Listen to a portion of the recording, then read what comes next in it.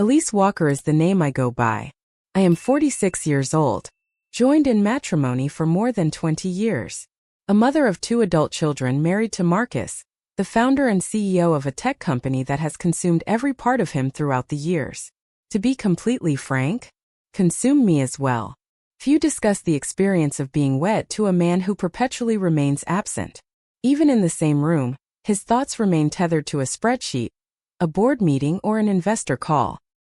His form may rest next to you, yet his essence is tethered to the quarterly figures. Thus I evolved. I transformed into the figure shrouded in mystery, hidden from view, beaming at gatherings, organizing festive gatherings, bringing morning coffee to his office, driven by habit rather than affection. And so it began. Clutching a steaming cup of coffee, adorned with a warm, inviting smile as I traversed the hallway. On a Tuesday morning, the world outside was draped in gray, as spring hesitated, caught in a dance of indecision about its arrival. As I entered the office, a familiar routine unfolded. I greeted the receptionist with a cheerful good morning and exchanged waves with a handful of colleagues I had known for years. As I rounded the corner leading to Marcus's office, I cradled 2 cups, one dark and bold for him, the other a delightful swirl of sweetness and froth for myself. It was at that moment that I laid eyes on him. Adam. Propped against the tech support counter, his gaze fixed intently on the tablet in his hands. Defined cheekbones, a pristine white shirt. A subtle smile danced at the edge of his lips. As I walked by, he glanced up at that very moment. He greeted her with a cheerful, "Good morning." Uncomplicated, respectful, warm and inviting. Yet it halted my progress. Not due to his words, yet the manner in which he expressed it. It was more than a mere good morning, as if it marked the dawn of a new chapter. I returned the smile, gave a nod, and continued on my way.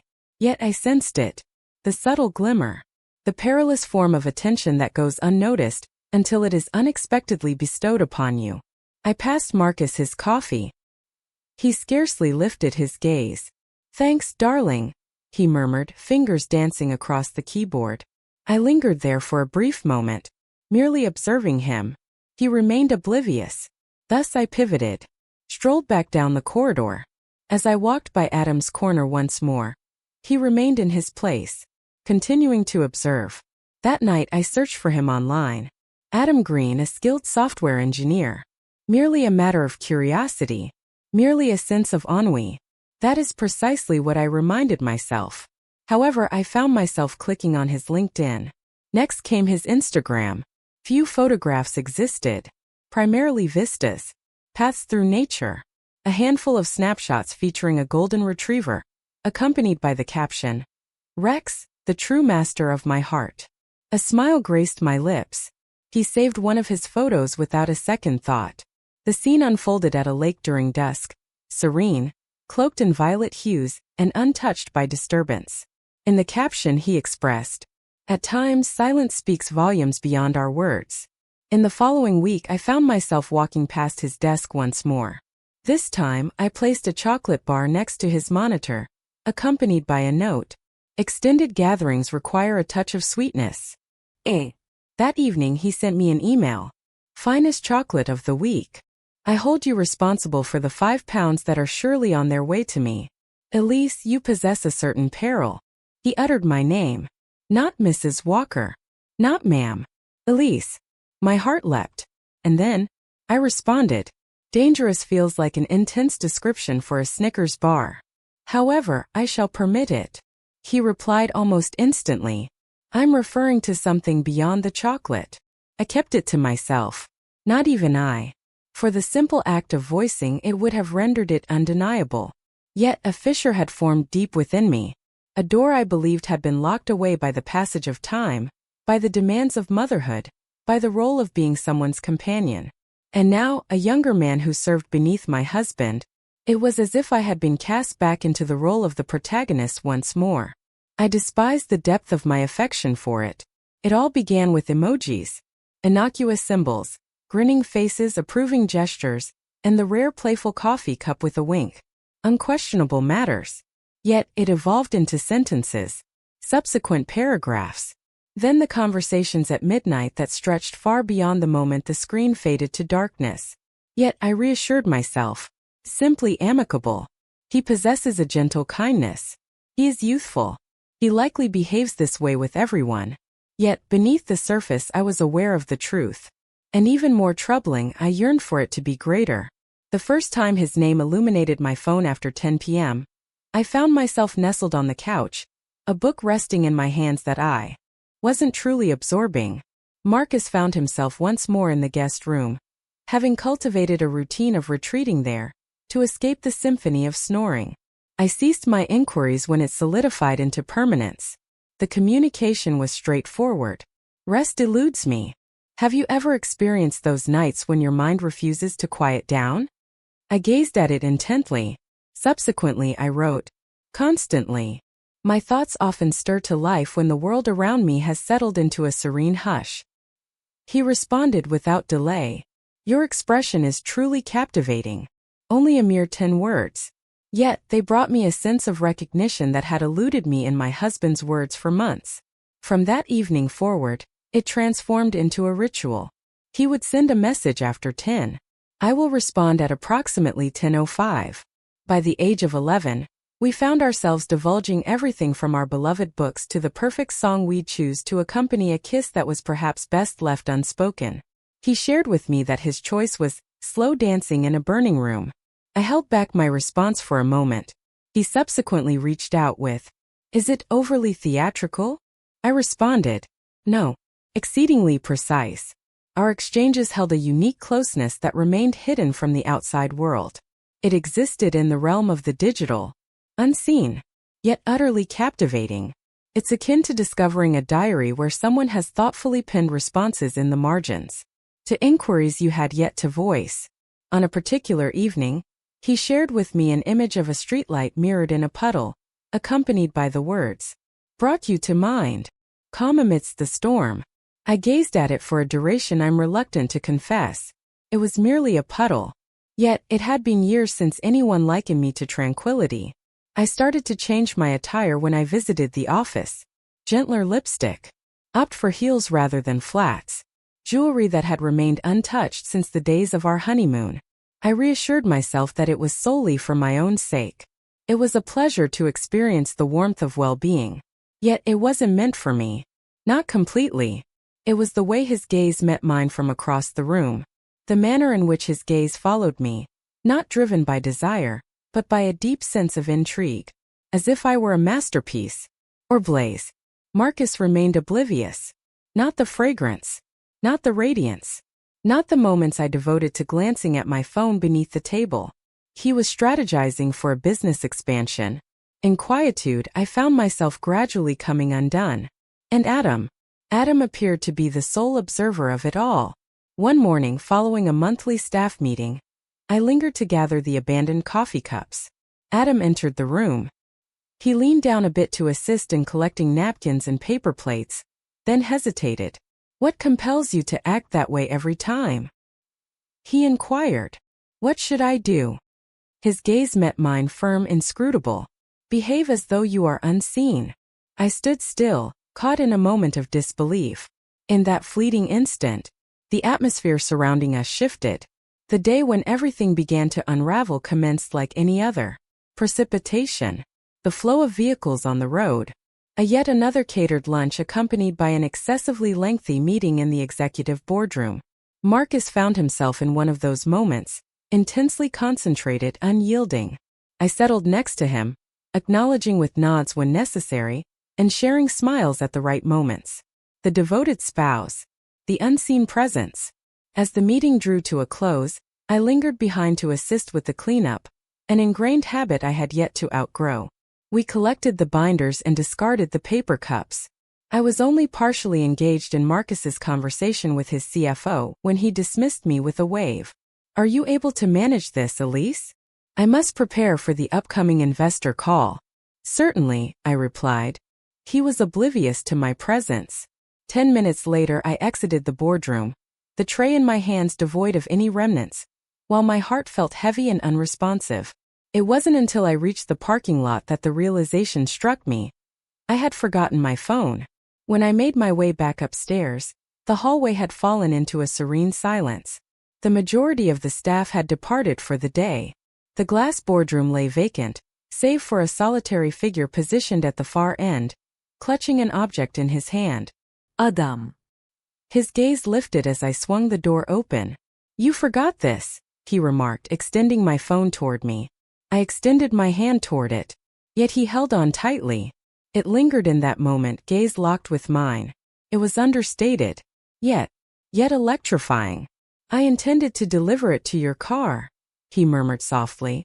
A part of me crumbled inwardly. The atmosphere surrounding us grew taut. I might have found it amusing, dismissed it casually. He picked up the phone and turned it over. In that moment I softly uttered, "Thank you."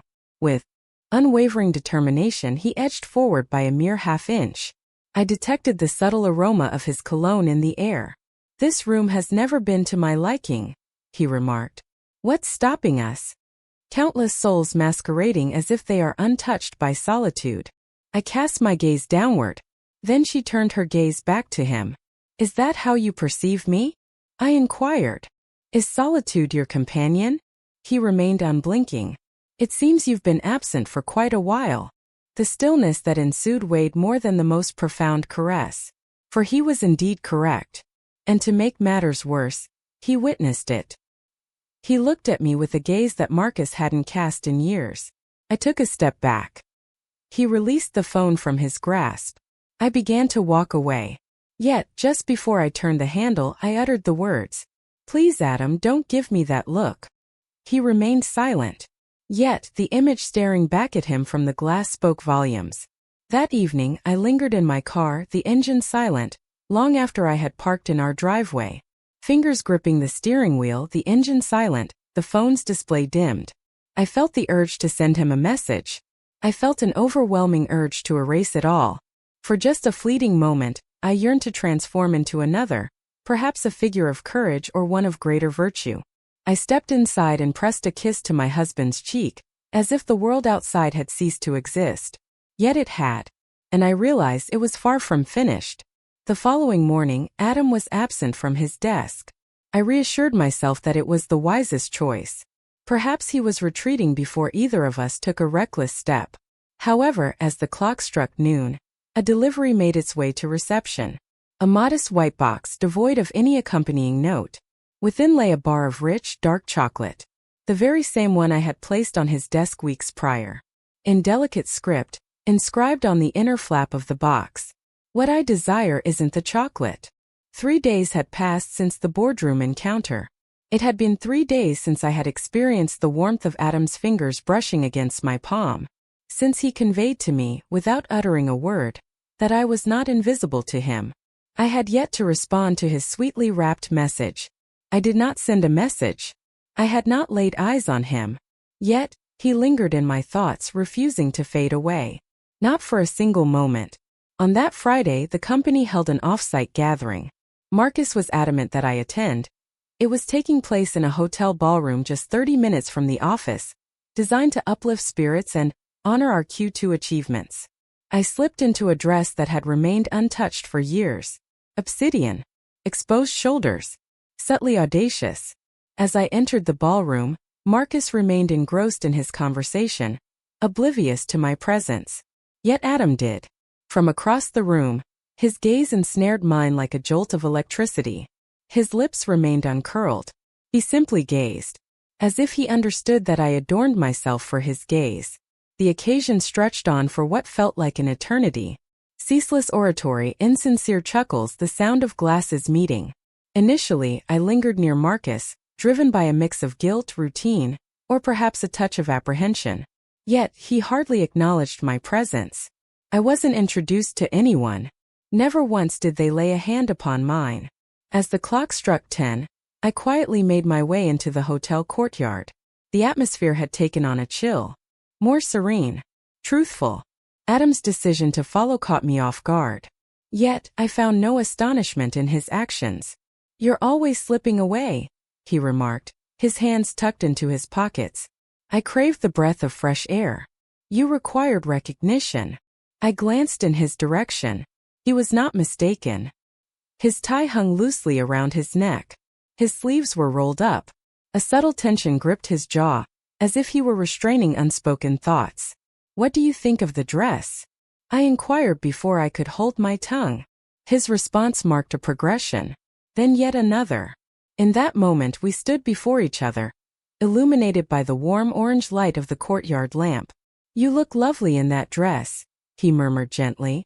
"Yet I would cherish you even more without it." My breath was momentarily suspended. I am in a committed relationship. Not a single moment of that has slipped my mind. "So what brings you here?" He cast his gaze downward for a brief moment, then retreated with a form of unfiltered truth that unsettled me. "I've made attempts to quell my desire for you, Elise, and I simply cannot. I ought to have turned and left. I realized I ought to have. Instead," I murmured, "my car's in the shop. It was Marcus who led me to this place. I find myself without a means to get home." "I shall escort you," he declared, without a moment's doubt, and I allowed him to proceed. The journey began in silence, a silence that quivers just below the surface. His hand lay softly beside the gearshift. "Mine." Far too near. He averted his gaze from me, yet I sensed his presence. Every inhalation, every thought he kept to himself. As we arrived at my house, he parked the car but left the engine running. "Would you like me to accompany you to the door?" he inquired. "I am not yet 18. "No," he replied. "You are not."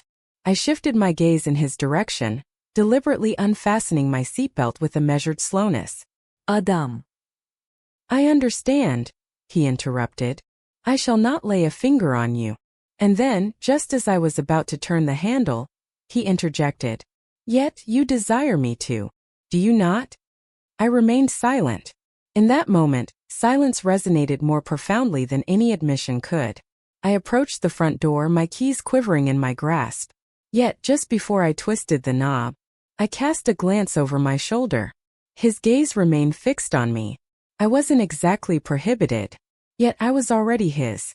I longed to claim that I put an end to it at that point. I took the ride home, stepped inside, and resolutely pushed any thoughts of Adam from my mind. Yet that would be untruthful. I've grown weary of deception, especially when it comes to my own heart. The reality is, I spent the night wide awake, not out of a sense of guilt. Yet, I remained acutely aware of the charged intensity of his gaze upon my skin. As dawn broke, I informed Marcus of an early appointment and slipped away before the sun had fully risen. However, I chose not to visit the spa, or perhaps to the market. I ventured to a coffee shop a couple of neighborhoods over, settled into a cozy corner, and awaited my moment. Adam entered, clad in a gray sweater, exuding that familiar nervous energy he always possessed when attempting to mask his underlying confidence. We remained untouched. Our lips never met. Yet our conversation stretched on for hours, concerning all matters, in silence. It was peculiar to experience such visibility, after enduring years of being merely an afterthought, concerning the stakes we had embraced by allowing it to progress to this point, concerning the notion that the moment had slipped away from us. I encountered him on 2 additional occasions following that. Upon arriving at the office, I carried the familiar offering of coffee, yet this time my hands trembled ever so slightly. And once again in the guest bathroom of our abode, Marcus had departed for a 3-day conference. Adam arrived, pretending to repair our internet router. We just managed to reach the hallway. Afterward, I perched on the rim of the bathtub, my knees pulled tightly to my chest. He pressed his lips to the nape of my neck and murmured, "You give me a sense of significance." I shifted my gaze in his direction. "Your existence holds significance." In that fleeting moment, both terrifying and beautiful, I truly believed it was sufficient, that this wild, delicate connection between us could thrive in the fissures of my existence. Perhaps I was not required to make a choice. I admit my mistake. 3 weeks later, Marcus summoned me to his office. The aroma of scorched espresso lingered in the atmosphere, while the silence enveloped me, a piercing presence that stung. He pushed his phone across the table with a deliberate motion. A snapshot captured by a security camera. The corridor beyond the server room. Myself. Adam. Uncomfortably near. It's painfully clear. You left your card key in the door, Marcus remarked, his tone devoid of inflection. I parted my lips, yet silence enveloped me. There's nothing I could utter that wouldn't only deepen the chasm. 3 months ago I installed new cameras, he remarked, his gaze still averted from mine. I sensed it. My stomach plummeted. He refrained from raising his voice. I held back my tears. He never even inquired about my feelings for him. He simply stated, I'll take care of it. In the interest of the company. And for the little ones. He then requested my departure silently. Subtly. I was not dismissed from my position. I have been wiped from existence. 1 week later, Adam made the decision to resign. He failed to send me a message. No call was made. I also refrained from reaching out. For I understood the true weight of silence in this moment. It was not a matter of rejection. It was an act of compassion. Present, I find myself in solitude. Within the confines of a modest apartment that gazes out upon a serene park. Each Thursday, I purchase a chocolate bar and place it on a bench, devoid of any note. Simply as a gesture for anyone who might need it. At times, I find myself slipping into the black dress once more. For me, to hold on to the memory that, if only for an instant, someone truly noticed my existence. Not in the role of a wife. Not merely an accessory. However, from a female perspective. And even as I lost a marriage, a life, and an identity, I stumbled upon an unexpected discovery. A fragment of myself I believed had perished beneath another's influence. And I hold her close within me. Each stride, each inhalation. For once the truth is revealed, it remains forever etched in the mind. Particularly when it has remained hidden for an extended period.